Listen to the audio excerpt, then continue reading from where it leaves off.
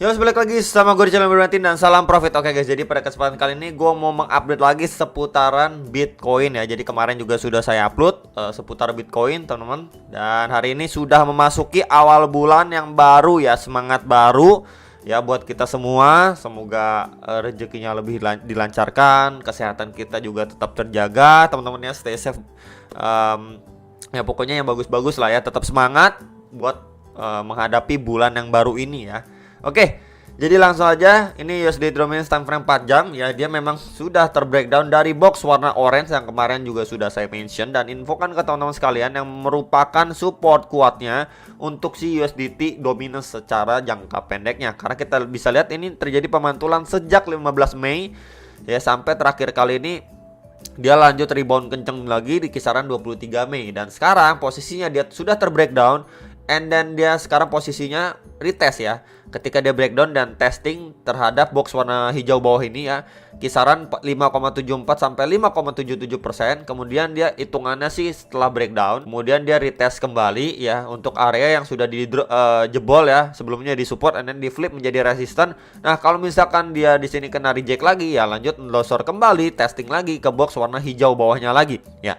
Yang artinya ketika memang jikalau ini yang terjadi, maka untuk si Bitcoinnya akan kembali mendapatkan booster untuk bisa going up lagi, atau bahkan dia bisa drop lebih dalam lagi. Ini lebih bagus lagi untuk si Bitcoinnya, at least untuk jangka pendek ya. Jadi memang buat yang nanyain apakah Bitcoin masih punya kesempatan untuk dikasih napas ya, maybe mungkin 1 minggu awal di bulan ini ya, sebelum nanti rapat FOMC lagi dan lain sebagainya. Jadi memang menurut saya pribadi, kalaupun dia dikasih naik pun ya kurang lebihnya kisaran seminggu inilah ya, 1 minggu awal di bulan yang baru ini ya. Jadi ini disclaimer yang perlu sekali diperhatikan. Dan area-areanya ya, ini kalau dia drop dari box warna hijau ini, next ke kisaran 5,67 5,65%, kisaran-kisaran area di situ yang sebelumnya menjadi support nih. Ketika dia going up, kemudian dia retest ke kisaran area sini sebelum dia melanjutkan rally-nya. Jadi perlu sekali diperhatikan, kalau memang dia dikasih drop dulu, berarti kan Bitcoin dikasih naik.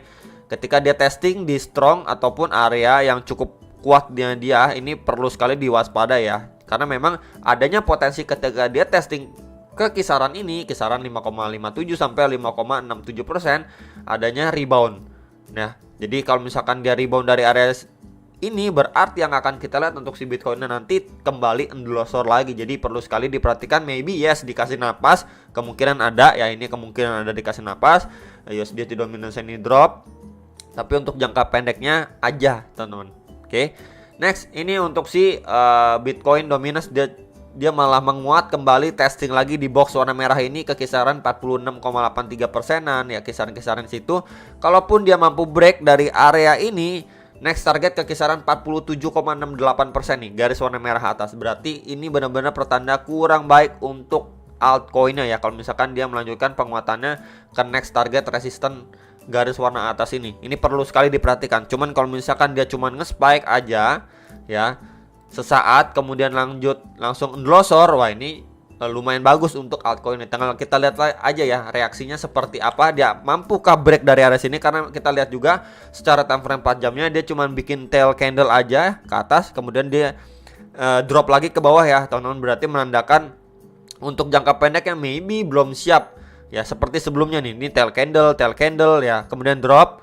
Ini tail candle juga, cuman perlahan-lahan akhirnya naik gitu ya. Jadi hopefully lah seperti ini ya, dia bikin tail candle berarti di situ adanya rejection yang lumayan untuk dia bisa drop dulu lah ya. Kalau misalkan ini sampai seperti ini yang terjadi ya di kisaran ini, berarti kita akan mendapati untuk altcoinnya itu mendapatkan booster ya. Jadi seenggaknya dia kembali testing terhadap MA34 secara time frame 4 jam atau garis warna birunya. Oke, jadi itu dulu yang perlu diperhatikan. Next, ini untuk Bitcoin secara daily time frame, yes. Dia udah break dari si channel ini, kemudian dia testing terhadap MA34 atau garis warna biru ini ya secara daily time frame.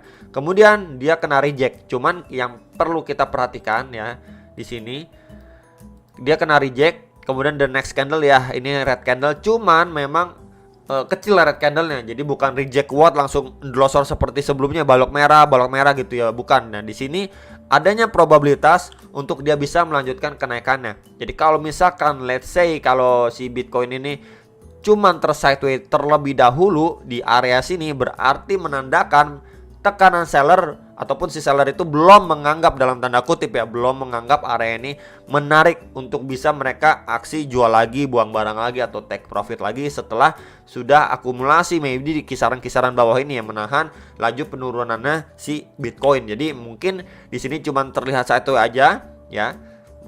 Berarti kalau misalkan itu yang terjadi, ada kemungkinan untuk dia bisa nendang lagi ke atas ya, baru mungkin ketika dapat harga yang lebih bagus, lebih tinggi ya, ini bisa menjadi area yang perlu diperhatikan untuk maybe yang udah serok-serok bawah bisa melakukan aksi cicil jual kembali, buang barang lagi, baru kita bisa lihat mungkin reject kuat lagi di kisaran-kisaran area ini, kisaran-kisaran 34 ribuan dolar gitu ya.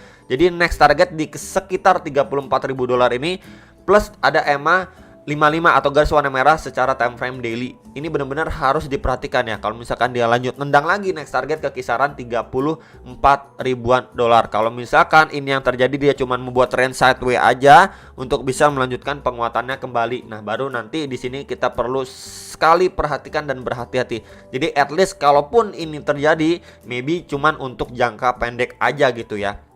Nah, kalau misalkan udah nyampe sini, baru kita lihat reaksinya seperti apa. Apakah cuma sideways aja atau langsung dibuang gitu, ditendang lagi, mundur gitu. Nah, kalau misalkan ini yang terjadi, berarti memang udah siap nih ditungguin sama yang udah akumulasi di bawah ini. Yang udah akumulasi di bawah nungguin, oke. Di sini belum narik lah, tunggu nendang lagi dikit lagi, nah baru dibuang barang ya. Jadi perlu sekali diperhatikan dan diwaspadai kisaran 34 ribuan dolar untuk menjadi next target dari kenaikan si Bitcoin, at least untuk jangka pendek saja. Tapi kalau misalkan nggak lama dia nggak mendapati rejection, malah walaupun memang sudah sideways ya, kemudian nggak lama dia malah mendapati yang namanya endlosor cukup dalam, wah ini berarti pertanda memang cuman dikasih naik sedikit ya, range sideways sebentar aja lanjut dibuang lagi gitu teman-teman ya. Jadi perlu sekali diperhatikan khususnya EMA 34 ini. Kalau dia mampu close candle terhadap garis warna biru atau EMA 34 ini, memang probabilitasnya itu lebih besar untuk bisa naik ke kisaran 34 ribuan dolar. Jadi ini bisa menjadi tools atau alat bantu kita di EMA 34 atau garis warna biru secara daily time frame. Karena kita lihat dari pergerakan sebelumnya ini, dia cuman visit aja, sempet break, cuman langsung ditekan mundur lagi. Jadi hitungannya seperti false break gitu ya teman-teman. Yang perlu kita lihat itu close candle di atas EMA 34 kalau menurut saya pribadi gitu ya. Itu lebih confirm lagi lah. Oke. Next, ini untuk time frame 4 jamnya. Ini dia memang terakhir kali sudah saya bahas ya, di box warna orange ini dia mencoba testing berapa kali, kemudian kena reject, dan sekarang testing lagi di box warna merah. Ini di kisaran 31.300-an sampai 31.500 dolar ya. Dia lagi testing. Kalau misalkan dia testingnya ini nggak kuat, next target di box warna hijau bawah ini. Ini di kisaran 30.500-an sampai 30.700-an dolar untuk menjadi next target koreksinya si Bitcoin. Karena memang kita bisa lihat dari pergerakan sebelumnya ini menjadi resisten, and then menjadi support gitu teman-teman ya. Jadi perlu sekali diperhatikan untuk dua area support yang sekarang ini lagi di testing dan menjadi next lagi targetnya gitu ya. Kalau misalkan dia nggak mampu bertahan ke kisaran berapa gitu, biasa kan nanya ini terdekatnya, plus juga didukung ataupun udah dekat dengan EMA 34 dan 55 secara time frame 4 jam. Oke, kalau misalkan dia cuma terkoreksi let's say di antara dua support ini ya, mampu istilahnya mempertahankan lah ya bullish momentumnya ketika dia udah nge-spike naik ya, kemudian dia koreksi gitu kan ke beberapa area yang tadi sudah saya sampaikan. Ini memang masih adanya kemungkinan untuk dia bisa rebound lagi gitu ya, masih ada kemungkinan, atau dia sampai ke kisaran ini aja untuk bisa melanjutkan penguatannya dan bahkan mampu break kisaran 32.600-an ini. Wah, ini pertanda cukup baik untuk next target ke kisaran 34 ribuan dolar ya. Cuman kalau misalkan dua area ini ke breakdown, next target lagi di kisaran 30.100 sampai 30.200 dolar ya. Jadi bisa diperhatikan terlebih dahulu reaksinya seperti apa. Apakah yang namanya buyer itu tetap mempertahankan ya level key supportnya, atau malah memang dilepas aja dulu ya sebelum nanti di buyback lagi market ataupun Bitcoinnya bisa nendang lagi gitu teman-teman ya. Jadi bisa diperhatikan terlebih dahulu untuk beberapa area support yang tadi sudah saya mention ataupun saya bahas ke teman-teman sekalian. Dan tambahan juga ya teman-teman untuk secara dailynya, kalau misalkan pun dia sudah mampu close candle di atas EMA 34 ini, kita perlu next konfirmasi itu, next candle-nya itu setidaknya bullish candle yang muncul, bukan bearish candle gitu. Berarti menandakan oke, berarti si Bitcoin sudah siap untuk next target ke kisaran 34 ribuan dolar. Tapi kalau misalkan dia close candle let's say seperti ini ya, bullish candle seperti ini dia mampu close, kemudian nextnya lagi red candle seperti ini menandakan cuma false break ya. Hal seperti ini yang perlu sekali kita hindari ya. Berarti ini cuman sebuah tipuan bisa dibilang ya, pokoknya false breakout gitu ya teman-teman. Jadi itu aja yang bisa saya bagikan dan infokan ke teman-teman sekalian mengenai update Bitcoin terkini. Semoga bisa bermanfaat dan membantu kalian bisa analisa kembali sebelum acquisition atas transaksi kalian masing-masing. Dan sampai jumpa untuk next video. Salam profit.